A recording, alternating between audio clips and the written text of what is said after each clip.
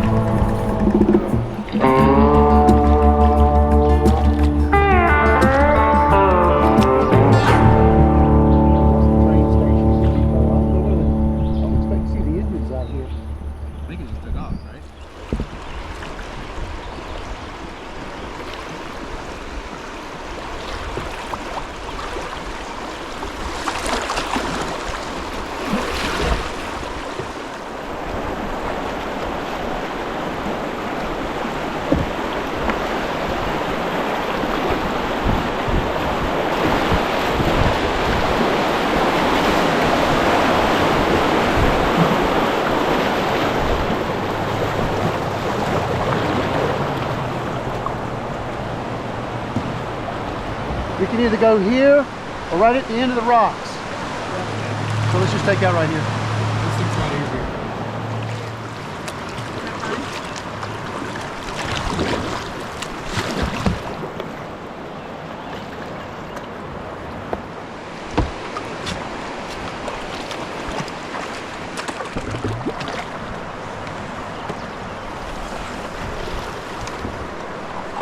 Well, we have made it to Cass.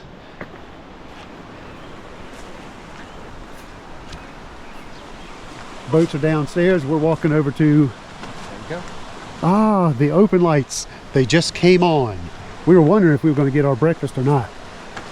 But we got here about 5 minutes before 9, assuming that they open at 9.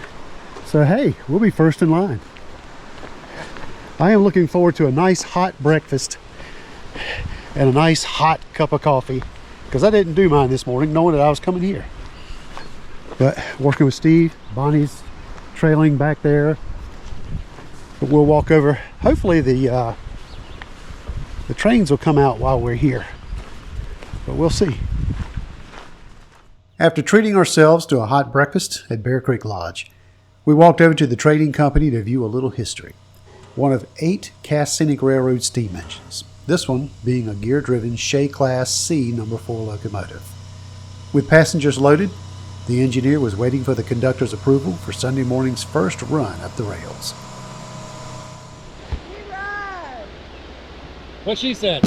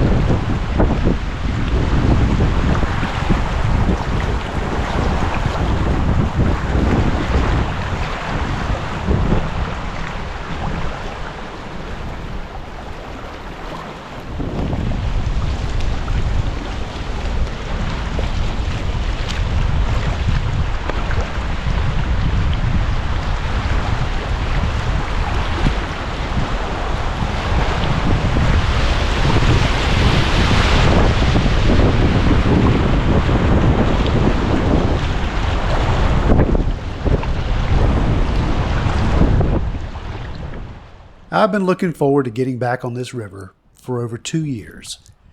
While most all waterways share a current to paddle, shores to camp, wind on your face, this one takes it up a level.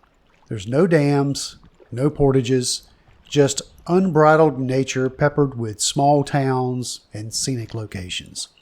The flow, it's constant. Even when the waves level out, beneath the flat water is a reminder of an ever-present ocean. Gliding briskly and carelessly over a riverbed of smooth limestone rocks provides a sense of calm and tranquility. The upper section between Durban and Marlinton is more constricted, and that leads to an abundance of Class 1 river features, all the while giving you a feeling of being in a remote region as rural and commercial development is hampered by the Green Bank Observatory's regulations in the area.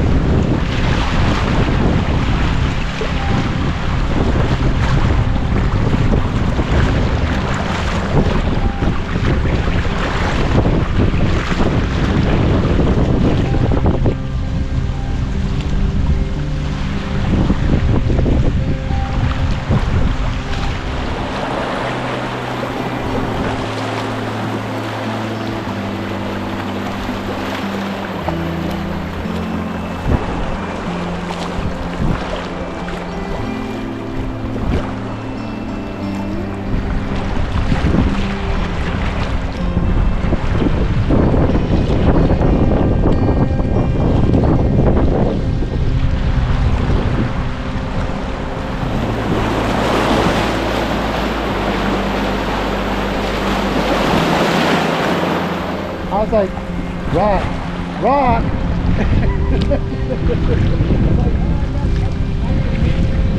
Oh, it looks like it's the friendly rock.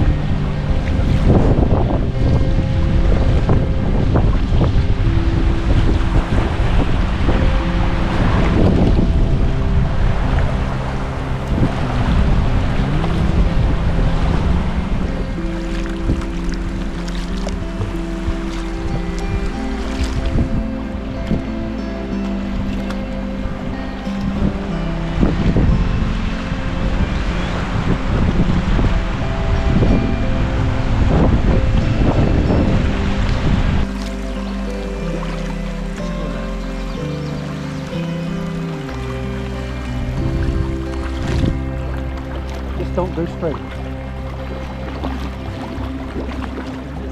Yep.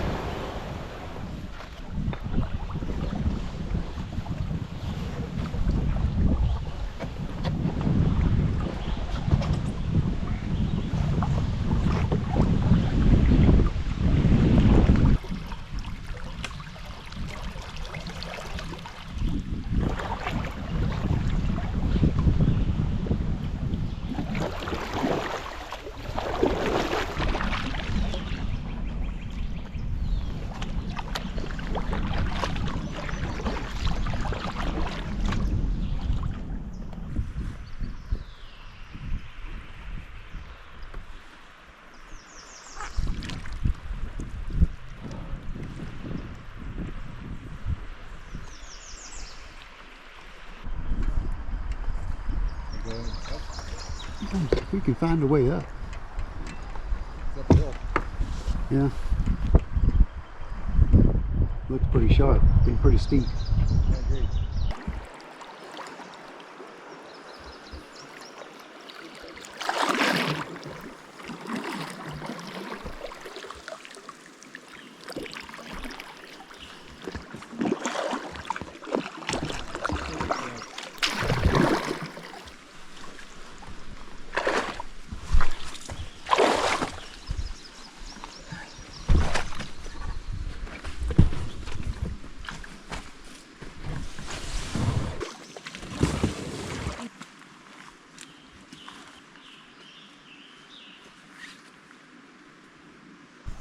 Mile 37 on the Greenbrier, and when I was plotting this out, I noticed there was this bridge.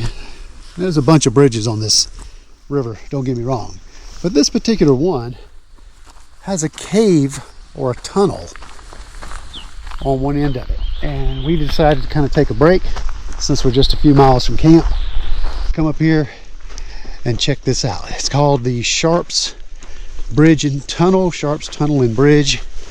Not sure which way it goes, but we figured we'd come up here and check it out. 511 feet. Through the mountain? Interesting. Was built to avoid a long bend in the river and an extra mile of railroad.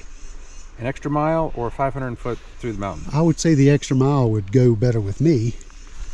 But, you know, that's just my opinion. So this used to be a train bridge. Yes. Very nice.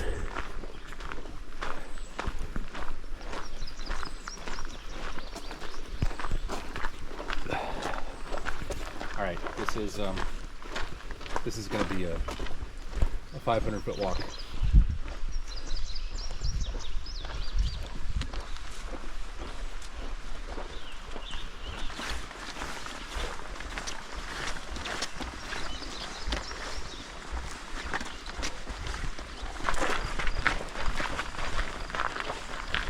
Bring a flashlight. That's kind of dank and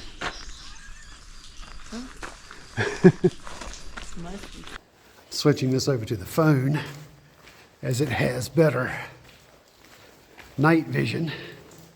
GoPro is just not picking this up. This is pretty cool.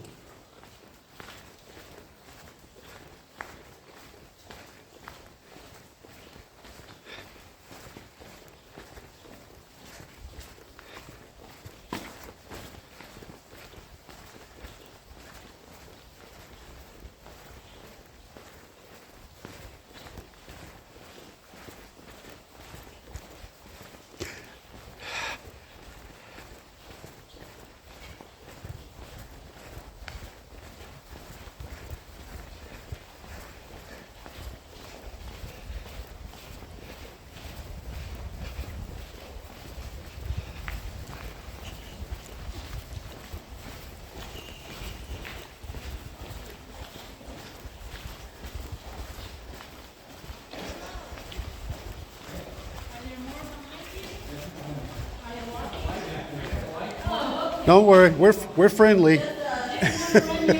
No.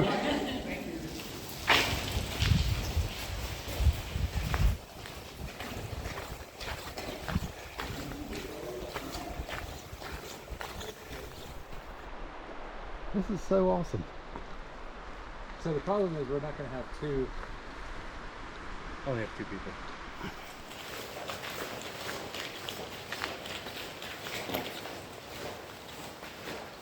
This is how railroad tires and be. Yeah.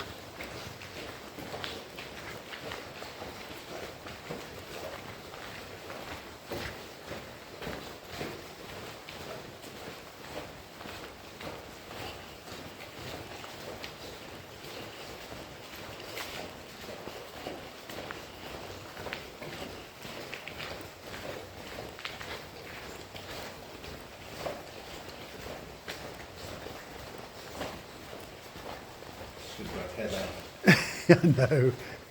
King Kings. I turned my phone flashlight on, it didn't make a bit of difference.